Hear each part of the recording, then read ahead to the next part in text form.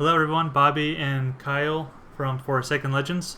And this video, we're going to talk a little bit about how the world is divided up into quadrants. So you've heard us say that, there's a PvP quadrant, a PvE quadrant, hardcore quadrant. How does this all work? So when you first join the game, you can think of the world divided into 4 quadrants or areas.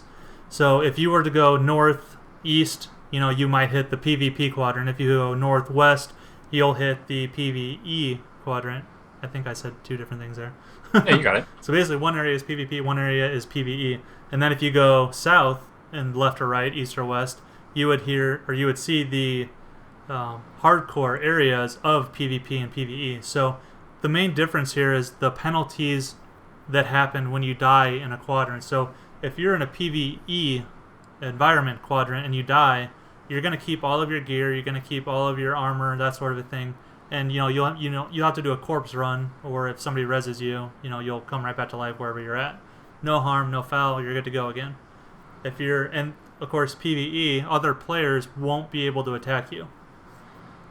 It'll just be monsters, world bosses, NPCs, AI, all that sort of stuff. So if you're in a player versus player quadrant, of course, other players can attack you, monsters can attack you. Basically, the world is a violent, evil place. Don't trust anyone.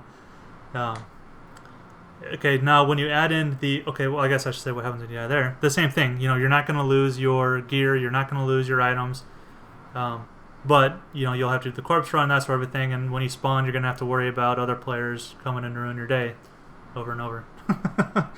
So bring a friend. Bring lots of friends. If you go to a hardcore area, then what happens is when you die, you have the chance of losing your armor, things out of your bag, that sort of a thing. But the rewards for doing so are greater than the loot that you would find in the other areas. So there might be a world boss that only spawns in a hardcore area, and you're going to have to bring lots of friends to go and tackle that boss. But if you die, you're going to be in trouble. But the thing is the game is persistent, so when you die, things just get dropped to the ground. So either other players can pick it up, your friends can pick it up for you, or you can do your corpse run back to your body and get all of your items again. So you don't necessarily have things deleted, they just drop from your character, and you have to work your way back to your character to reclaim all of your gear. We talked a little bit in the previous video about if you claim land in a PvE player versus environment quadrant, that you can't go and destroy people's bases. So once every 30 days you can choose where you want to put your stake in the ground and say, I want to do PvP combat, or I want to stick with player versus environment combat. So you're always going to be able to choose the type of gameplay that you want to play at that time. That's not saying that if you build in a player versus environment quadrant, that doesn't mean that you can't go kill other players in a PvP quadrant. You just can't destroy their bases.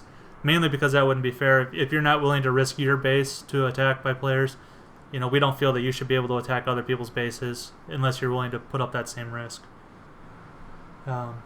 Ultimate griefing. Yeah. Yep. I think that covers that aspect. Is there anything else you can think of? I think that's it.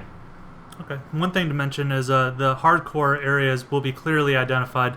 You're not going to have to worry about wandering into a hardcore area, dying and losing your gear and not knowing what the heck just happened to you.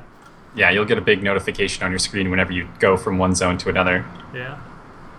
All right. We will see you in another video. Thanks. Bye, guys.